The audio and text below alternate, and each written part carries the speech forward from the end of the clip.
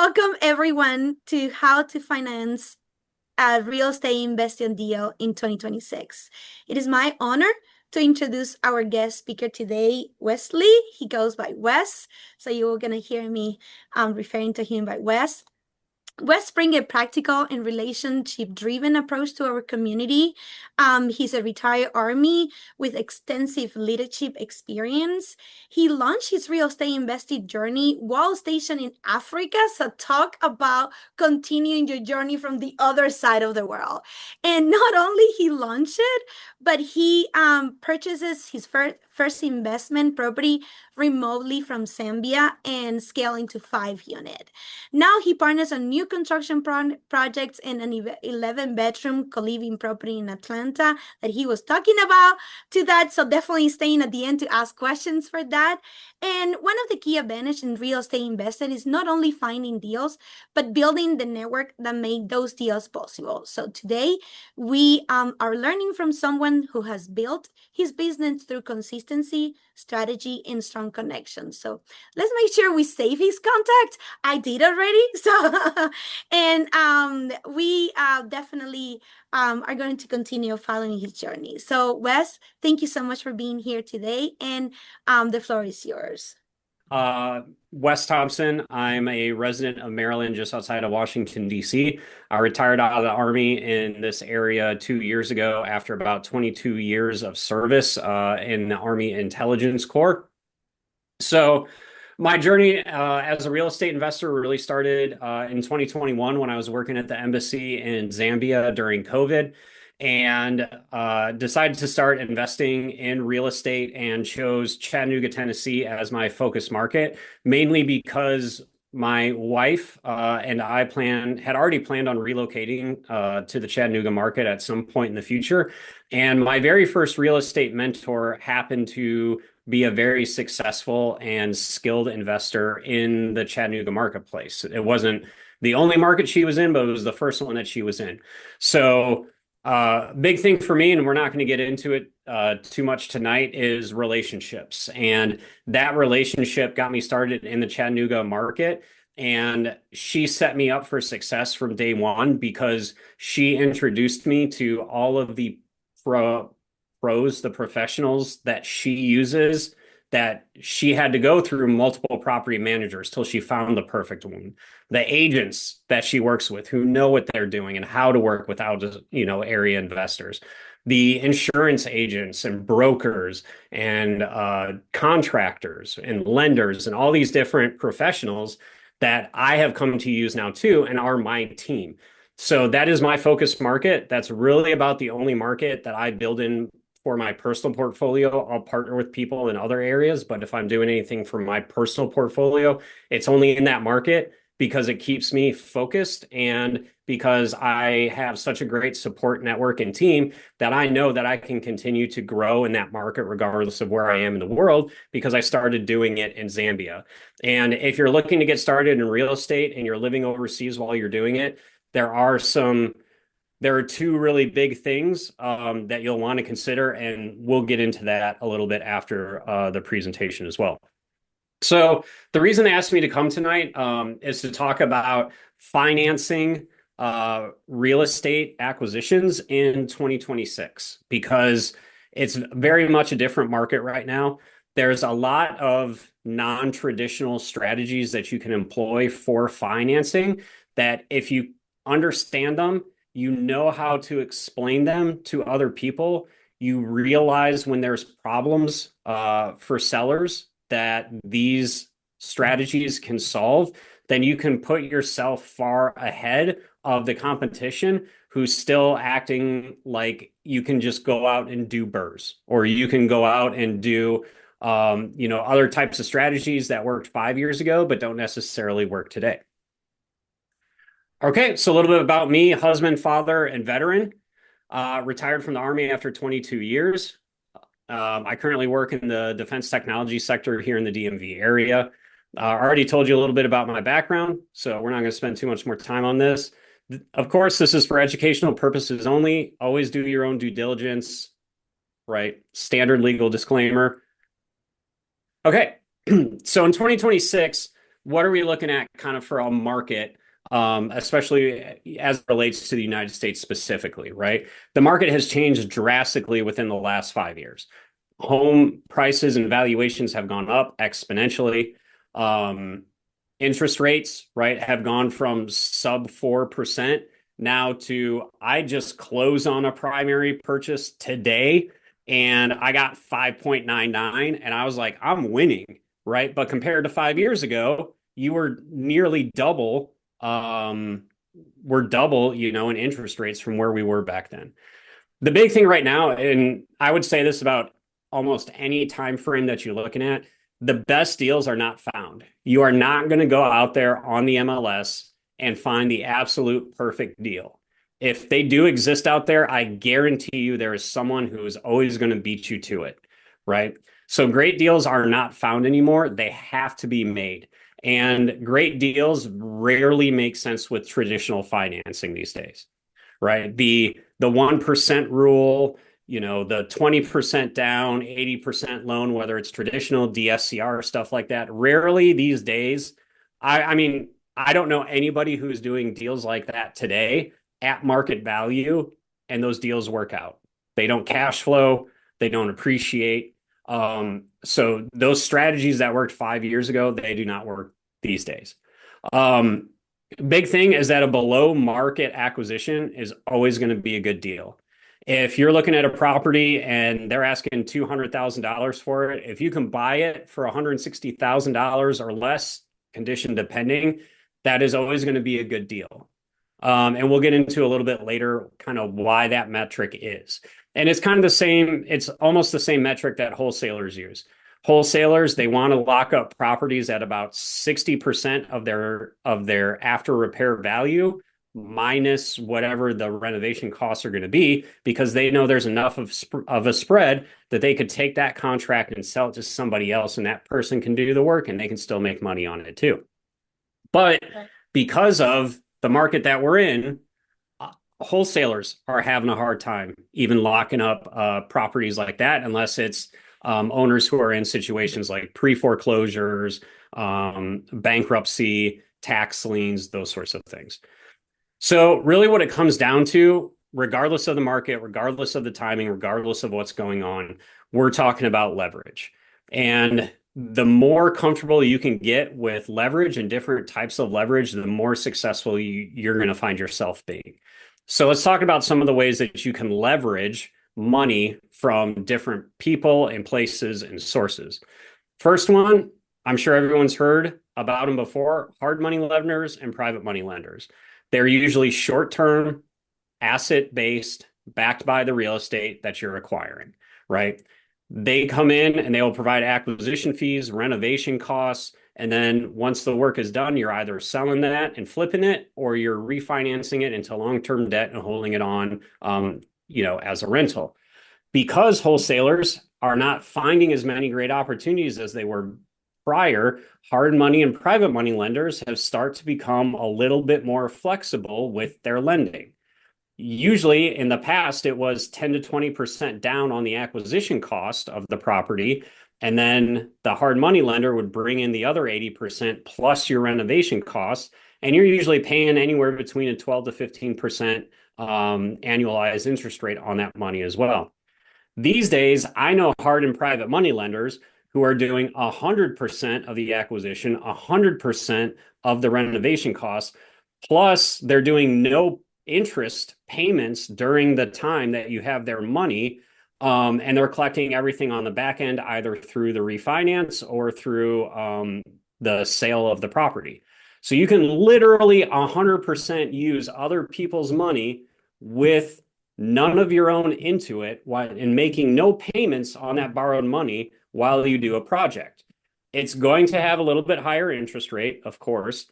But if you're buying significantly below market value deals, there are people who will deploy capital, and you can literally have zero of your own dollars into that opportunity.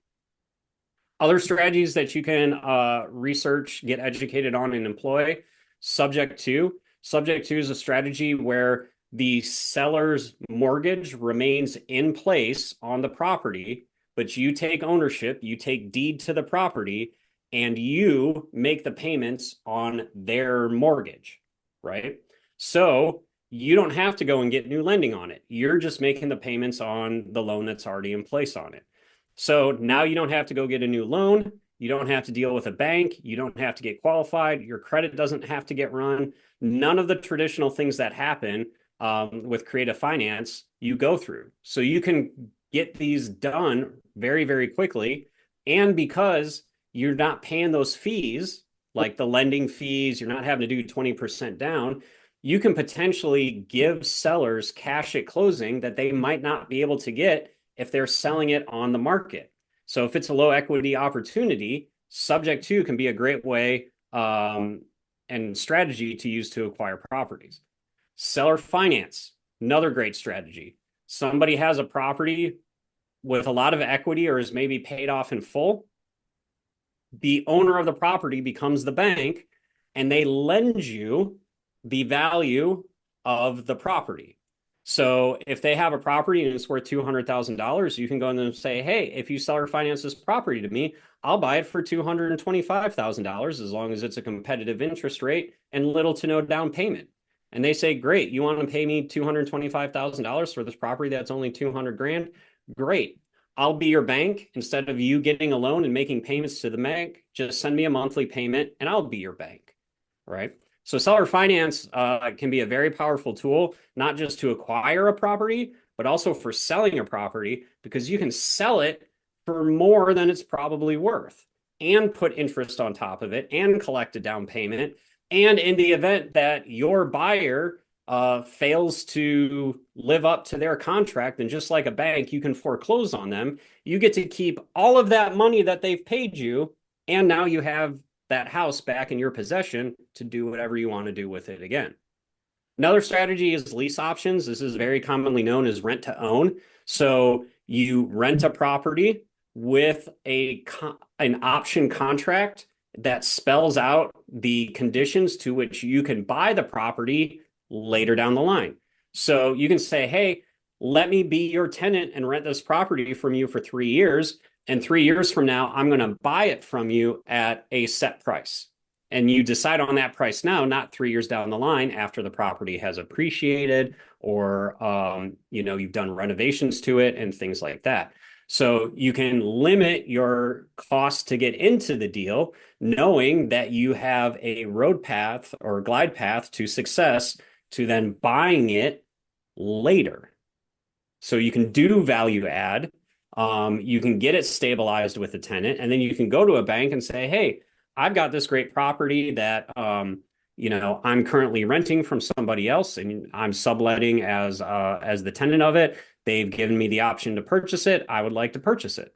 And then you get institutional financing and you pay off the seller of the property.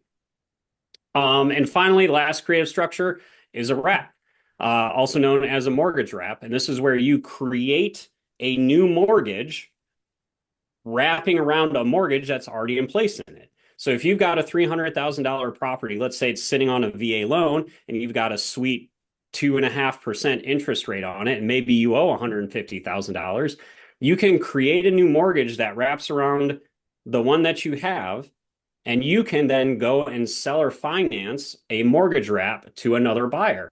So you can go out and say, hey, I'll sell someone this property for $350,000. Give me a 50% down payment, and I'll do a 7% interest rate. Well, congratulations. You just created a mortgage for somebody that they don't have to go to a bank and qualify for because you're qualifying them. They're putting $50,000 down, and now you have a note for that property that is the value of the property, and you're collecting the delta between what your underlying VA loan payment is and what the payment is with their mortgage. And you don't have to fix toilets. You don't have to fix the roof because their name is on the deed. They own the property. You are just acting as the bank and seller financing them a property on a mortgage wrap. So structuring deals directly with owners and sellers is in being able to bypass banks is amazing. I have done multiple of these strategies off of listings from the MLS. The only way I was able to get those done is because I had connection with the real estate agents involved in the transaction. Either I know the listing agent and I had done deals with them in the past, or they're kind of within my network of trusted agents, or I lean on the agents who I have done creative deals with to reach out to the seller's agent and try and structure a creative deal. I don't call agents anymore. I used to call agents about properties all the time, and a lot of times they would just hang up on me and tell me to go away. When I have an agent who I've done creative deals with, when they call that agent and they are a known quantity in that market, they have completely different conversations than I do cold calling agents about properties. So I love working with agents because they can bring bona fides that I cannot. But if they call another agent in the market and say, "Hey, I have a client who's interested in this property. He's looking at it from a creative finance deal. I've done multiple creative finance deals with him, and anything that he puts under contract, he closes on. And even though it's a creative finance deal, you're still going to get your commission." What agent doesn't want to learn more about that? Right? I call them unicorn Right. agents. And the more types of these deals you do, especially within the smaller markets where those strategies aren't employed very regularly, now you become a subject matter expert in those markets. And those agents start reaching out to you directly because they recognize situations that they have with clients that are best solved by creative finance strategies, right? So you create your own lead generation just by building out relationships. Other types of financing, asset-backed loans. If you have ever heard of a DSCR loan, that is what an asset-backed loan is, where they're not underwriting you as the borrower, they're underwriting the deal, and they're lending on the viability and the profitability of the deal, right? And that opportunity that you're looking to get into. Kind of the same thing that hard money lenders and private money lenders do, but asset-backed loans are more long-term. So think debt service credit ratio loans, DSCR loans. That's an asset-backed loan. Other things that you can look at, a HELOC, home equity line of credit. If you have a property with a lot of equity in it, you can get a line of credit against the equity in that property. And then that allows you to tap into that equity to use for other opportunities. Now, HELOCs typically are at a higher interest rate than normal. Usually you're going to be somewhere between 8 to 12%. But that's not compounding interest, that's simple interest. And there's a huge difference. I can tell you right now, a 10 to 12% simple interest line of credit will accrue less interest than like a 6% compounding loan over the same time frame, right? So don't let the interest rate on those scare you. The thing about it, though, is that you really want to use them for very short-term opportunities, maybe rehab funds for a project that you're going to refinance or sell at the end of it. So you're taking, say, 20, 30, 40, 50, $60,000 out of a HELOC. It's deployed for 2, 3, 4, maybe 6 months max. And then that money is coming back and going back into the line of credit. That will allow you then to, retap into that line of credit for other things and also keep your costs on it very, very low. Another type of financing, a home equity loan or HE loan, which is a fixed rate long-term debt that is put in a second position note against the equity that you have in a property. So if you've got a property that's worth $500,000 on it and you own 200,000, you owe 200,000 on it and it's on a very low interest rate loan and you don't want to do a cash out refinance and go up to a 6 to 7% interest rate loan, you keep that one, you get a loan against the equity, and that is a fixed rate, fixed payment, long-term note that you can then do a cash out refinance with. Because it's a cash out refinance, you don't have to pay taxes on the money because it's borrowed money. And now you can use that money to deploy into other opportunities. Okay. Another way that you can finance this, this is not a super well-known one. It's becoming a little bit more popular, but not too many people are talking about it, is cross-collateralizing equity for multiple opportunities. So in this example, if you have a $300,000, say, paid off property, and you want to buy another property and that property costs $300,000, you can go to a lender who will cross-collateralize and say, hey, I will use this $300,000 property that I have no mortgage on as collateral for you to loan me $300,000. And so they go, yep, nah, we don't have a problem with that. So now you can take that cash, go buy that other property in cash. And so instead of putting that $60,000 down, you are leveraging the equity in the property to create money for other acquisitions. So you have effectively now $600,000 worth of real estate that you only have $300,000 worth of lending on. Okay. So cross collateralize. Even if it isn't paid off in full, if it's high equity, like 50% equity or more, you can still talk to lenders about cross collateralizing, and they'll look at it and and they'll say, oh, well, you've got, say, $300,000 on, an equity on this $500,000 property, and you want to cross collateralize it for $100,000 for another opportunity. Great. They'll probably do it because it's a low loan to value for the two properties. I hope that makes sense and I'm not going too fast. But I honestly also don't know exactly how much time I have. So, so these are some real world examples. These are from actual settlement statements on deals that I have done. So the very first one, seller finance, the seller becomes your bank, works best with free and clear properties. This is a property that was owned free and clear by the seller. I'm not going to get into the story behind it, but I essentially bought it for $222,000, $500. I did $22,500 as the down payment, and the seller financed the remaining $200,000 to me at 0% interest. So didn't have to go to a bank, didn't have to get my credit run. There is not a credit pull on my record from this transaction.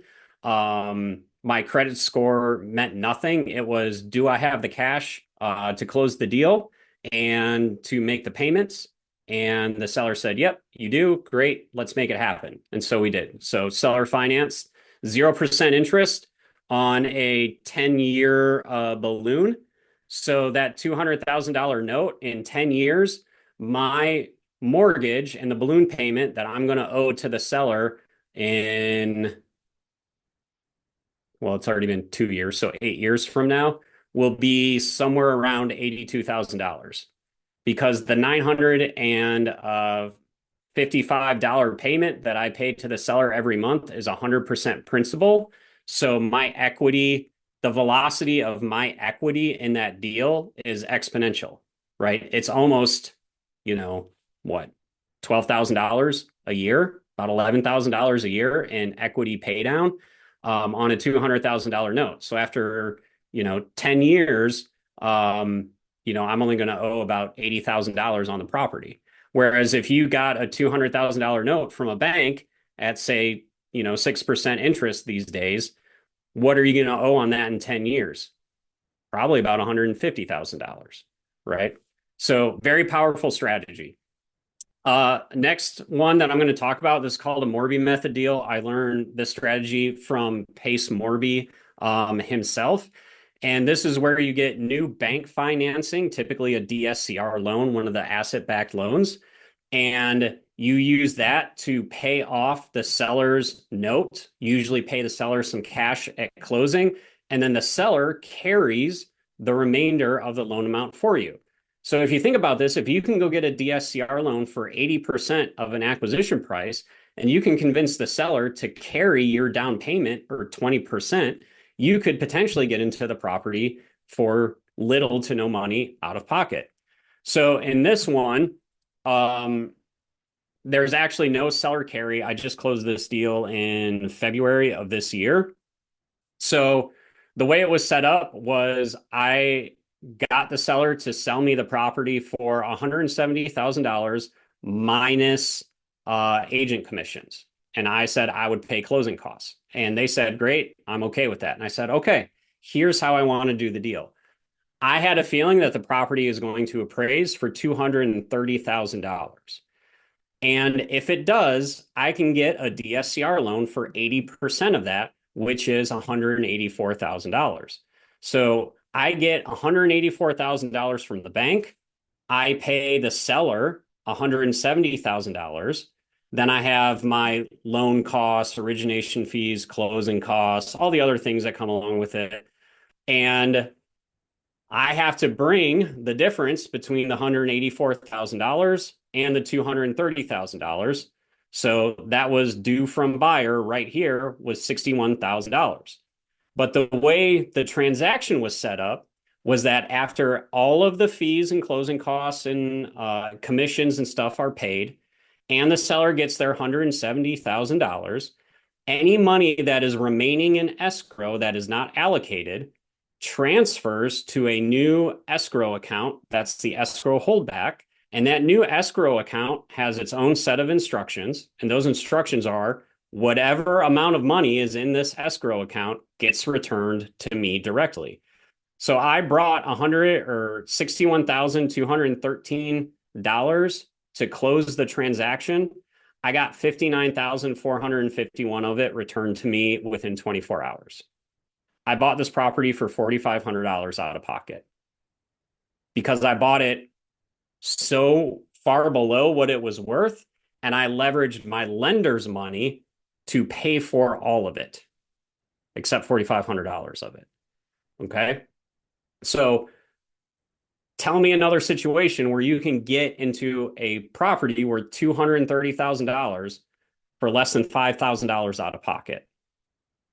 It's unheard of. But it can be done if you know how to do it. And like I said a couple slides back, you're buying below market deals.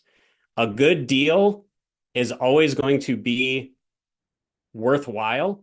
And then it's just figuring out what's the best way to approach the financing to limit the amount of money that you have to spend to get into the deal. Another example, this is actually a subject to deal. So the sale price of the property was the balance of the loan that the seller had, which was $130,842. I put $2,000 down for an EMD deposit, and then I took over the existing loan taken subject to of $130,842. So when it was all said and done, I got to buy a $130,000 property. It was actually worth more than 130, but the loan balance was 130. I paid all of these fees. I paid the agent commissions and everything. And I bought this property for under $11,000 out of pocket, which is less than 10% of essentially of what the purchase price was. And I didn't have to go get a new loan. I didn't have to deal with a bank. I didn't have to have my credit run. I didn't have to do any of that. I just took over the responsibility of making the payments on the loan that the seller already had in place. Whoops, sorry about that. Story with this one, right? This was a property. It was a rental property. The tenants didn't take good care of it. They moved out. The owner was kind of a burned out landlord. They didn't want to deal with it anymore. They put it on the market. It wasn't selling. Gina Shumway happens to be one of my go-to agents there in the Chattanooga marketplace. This was actually my very first subject to deal. It was Gina's very first subject to deal. And we made it happen together. And then about 3 months after this, I helped Gina buy her very first property via subject to. And so now Gina and I are like attached at the hip because either I'm buying creative deals from her and her clients, or I'm helping her buy creative, because she's an investor too, buy creative deals from other people as well. This Morby Method deal that I did right here was Gina. The seller finance deal that I did, that actually came from a wholesaler. I didn't know the wholesaler. I'd never spoken to the wholesaler before. I don't even know how he got my email, but I got a marketing email about this seller finance property just outside of Cleveland, Tennessee. I took a look at it. I did the underwriting on it. It was not a good deal. But I said, hey, there's a wholesaler who obviously is somewhat familiar with creative finance strategies. So I called him. We got to know each other a little bit.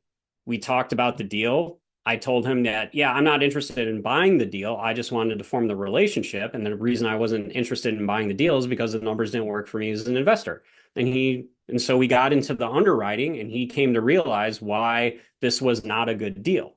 And then he asked me if I was going to wholesale it, which I don't wholesale, how would I structure the deal? So I said, okay, well, if I was going to do this, this is how I would structure the deal because it solves the pain points for the seller, but it also makes it a very palatable deal for an investor. So we were on the phone for about 2 hours, said, hey, it was great to meet you.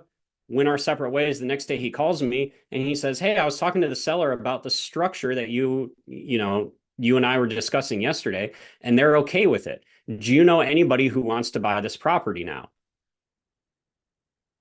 Me. I do, right? Because I already knew it was a deal that would work for me.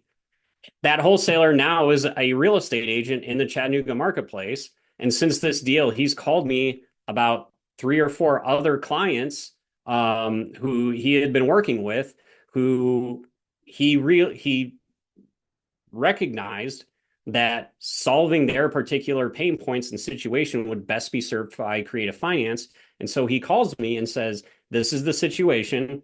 How can we sell this creatively and, accomplish all these things? And even if it's a deal that I don't want to buy, which I didn't end up buying any of them, but he knows that he can call me and I'm going to be there to help him, even if it's a deal that I don't buy. So this game is 100% about relationships. Any questions? Does any of this strategy, can you do those for primary residents or do they all have to be Absolutely. for, okay, No, all right. absolutely. You can do it. You can do it for anything. I know people who are subject toing and seller financing cars, boats, airplanes, RVs, side by sides, right? I know I have a guy, he's starting an entire business around selling vehicles on subject to and seller finance, right? Because there's a lot of people who bought vehicles and they find themselves in a bad financial position. Maybe they're underwater on it and they go, hey, if I sell this, I've got to pay money to get rid of this car. I don't want to do that. And someone comes in and, right, like think of someone who maybe doesn't have good credit or someone who is self-employed, right? And lenders don't like, lending money to people who are self-employed. But they have money and they come in and say, oh, hey, I'll pay you $5,000 and just take over the payments on your loan and I'll own the vehicle. Nice. you know that solves a big problem for a lot of people, right? Or Yeah. boats, which are a money pit, or airplanes, which are a money pit, or RVs, really, whatever it is. There are people who own like RV parks and they're reaching out to people on Facebook Marketplace selling RVs and being like, hey, what's your monthly payment on this? Hey, Yeah. I'll pay you $10,000 and I'll just take over the payments on your loan for this RV and I'm going to put it in my park and I'm going to rent it out to somebody. And they're like, cool, done. So now you Nice. don't have to go get lending. You don't have to have your credit run. You don't have to do any of those things. If you're doing it the traditional way, the way we were all taught, this is the only way you can do things. Yeah. And honestly, when you're doing creative finance strategies, if you're going to do it to make it a primary residence, I would say that is, as like a seller, I would be way more apt to do that than to do it with an investor because I know that Dane is living in that property. And if I don't get my money, I know where to find Dane. Yeah, that's a good point. Or hopefully where I hopefully know where I will find Dane. Yeah, yeah, right. And subject to, it's almost the same thing as like a VA loan assumption, Mm. right? The only difference being is that that loan is staying in that other person's name, but you're taking on the responsibility of making that payment. And so with creative finance, and I say this to anybody who's looking at getting into the space, it's much more relationship than transactional based. If you are selling a property via creative finance, and I see folks, in Facebook pages are like, you see an ADPI, right? At least once a week now. Oh, hey, I got this offer. Someone wants to buy my property sub 2. It's been on the market for 4 months. I can't sell it for what I owe on it. Like, is this something I should seriously consider? And it's like, you could and you should. However, you need to know who is the person you're doing this deal with. Are they going to wholesale this deal to somebody else?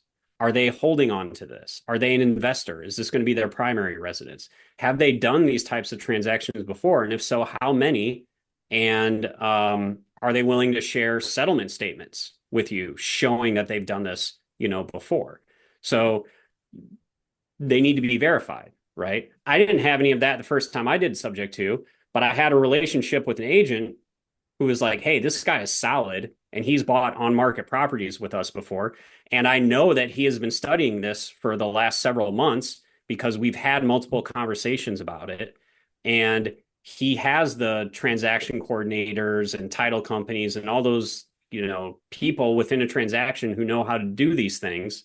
So, hey, I feel really good having a relationship with this person to do this type of transaction with them. And Wes, which situation have we seen that sellers are more inclined to accept this type of financing? So this is one of those things where creative finance is the most powerful tool that you have when you're using it to sell or solve a significant pain point that the seller has, right? So like that Morby Method deal that I did where I got all that money refunded to me, that property had been on the MLS. It had been on the MLS for 6 months and it failed. It didn't sell on the MLS. It was overpriced for the condition that was in. And I kind of knew how it would perform because I already owned the house that's next door to it. So I was like, okay, I know the area. I know how that property will likely perform. I have an idea of what the rehab, budget's going to be. So yeah, when we got the appraisal done on it, the appraisal said this property is worth $230,000. But if I bought that property off the MLS for $230,000, the numbers do not work. So Gina, my agent, she knew the owner of the house because she represented the owner of the house when they bought the property. So when it failed on the MLS, Gina contacted the seller directly and said, hey, I have a client. He owns the property next door. He wants to buy this one, but your I think it was $220,000 price just does not work for him. How low are you willing to go? And the seller said, I'll let it go for 180. And I countered with 170 and they pay agent commissions and I pay closing costs. And the seller said, great, I'll do it. And I said, okay, here's how we're going to do the transaction. You are going to get your $170,000 minus commissions at closing. But the only way this deal works for me is if we do the paperwork in a very specific way so that it makes sense for me to buy. And the seller's like, as long as I get that money at closing and my loan gets paid off, I do not care how we do this. I said, okay, great.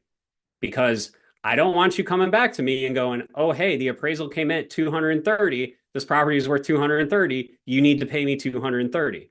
I made it very clear. I am not a buyer. It does not work. Right. So even though you are the buyer, you have to educate and sell the owner on what it is you're trying to do and why you have to do it that way. A lot of people, they buy a house and then a year or two later, they get a new job or they got to relocate for job or family or whatever it may be. They have little to no equity in that property unless they put a lot of money down when they bought it.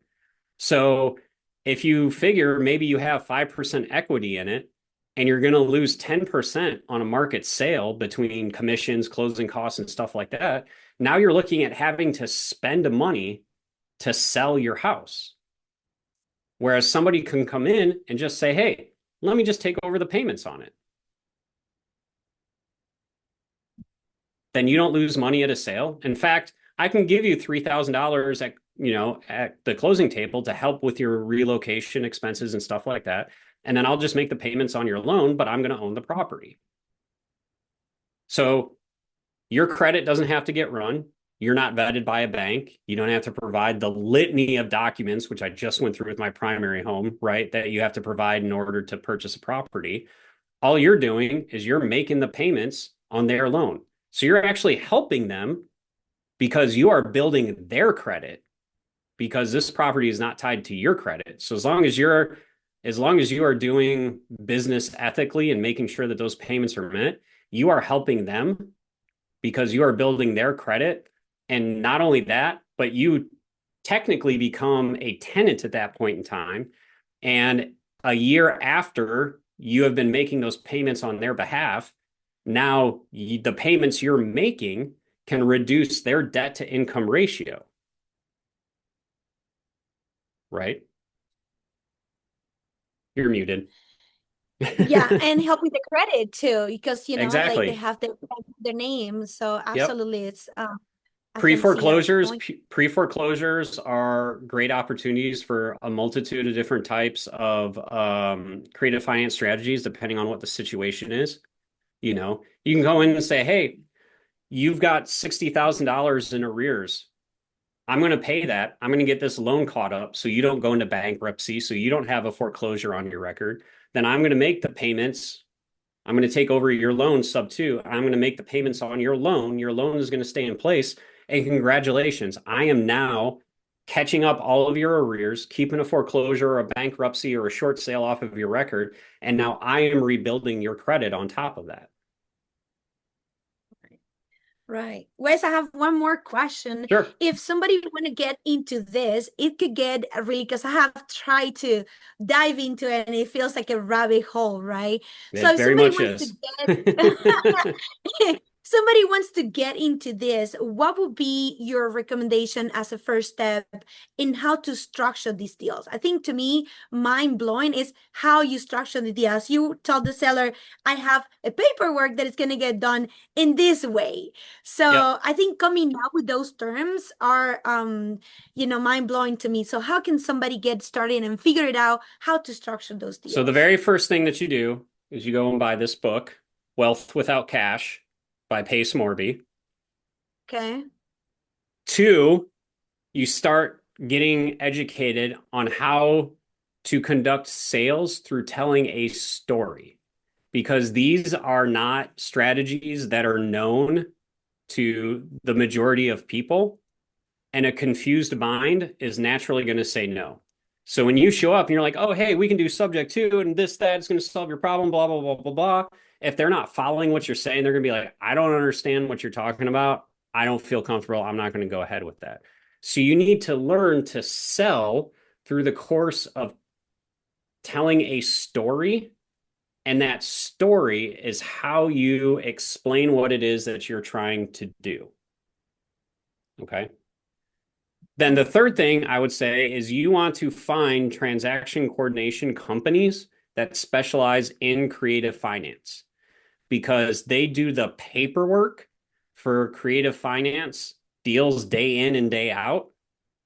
There is nobody better at explaining that to a agent or a seller or something like that than a very good transaction coordinator who is very well versed in creative finance, right? And they can show paperwork, and all that sorts of things.